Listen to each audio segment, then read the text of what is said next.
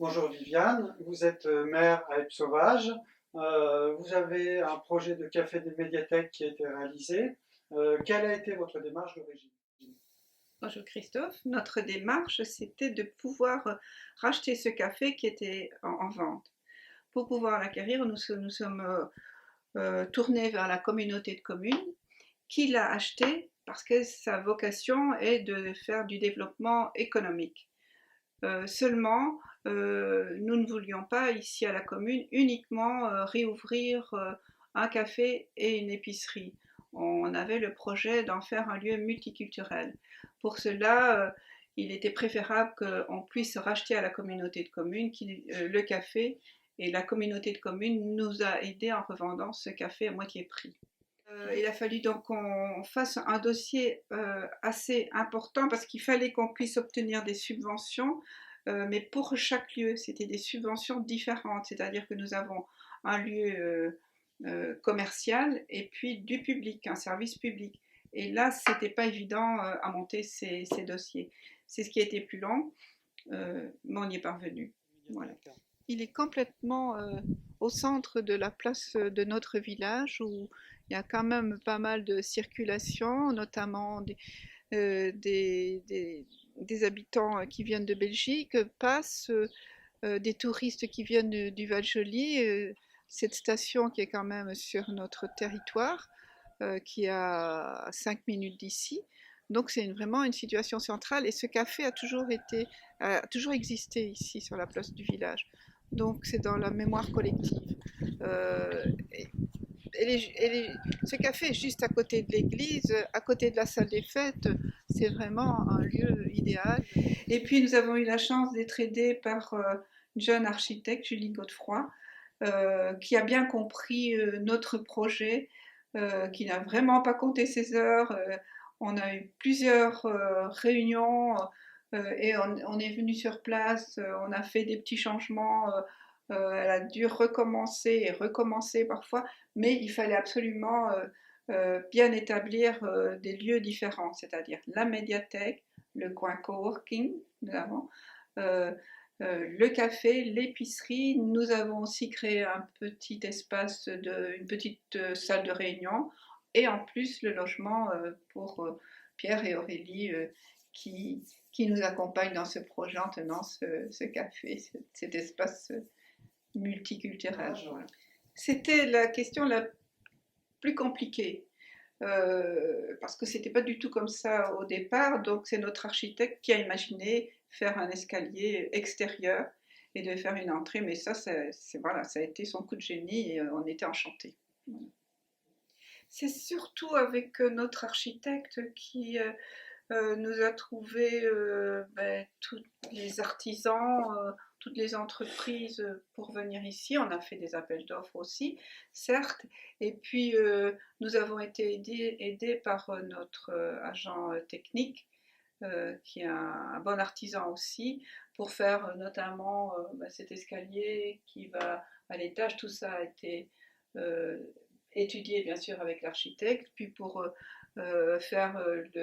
mettre les placos, pour le décapage. Donc il a énormément travaillé et tout ça nous a réduit notre facture parce qu'on travaillait en régie.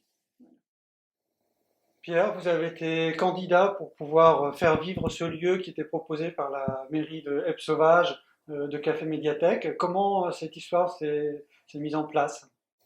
Alors, on a entendu parler du projet par des amis communs, donc des amis de Madame le maire qu'on connaît également, qui nous ont fait savoir que la mairie des Sauvages avait en projet du coup de refaire vivre le café du village et d'y intégrer sa médiathèque. J'étais à ce moment-là en réflexion pour une reconversion avec l'idée de revenir dans la Vénois, donc d'où je suis originaire. Et donc on est venu se présenter. On a appelé Madame le maire et on est venu se présenter à une bonne partie de l'équipe municipale d'ailleurs. Voilà, on s'est rendu compte qu'on avait beaucoup d'idées communes sur la façon de faire vivre le lieu. Et donc voilà, ça a commencé comme ça.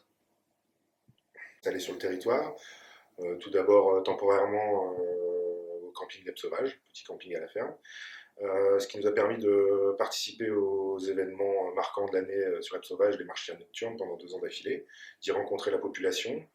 On a aussi rédigé des petits questionnaires pour justement savoir un peu ce que les gens attendaient de ce café avec médiathèque, épicerie, ce lieu de vie.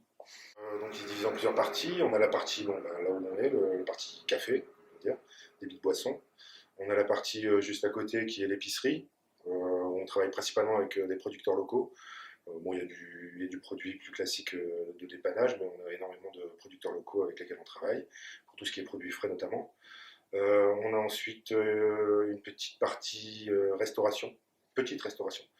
Donc voilà, pareil, où on travaille avec que des produits du coin.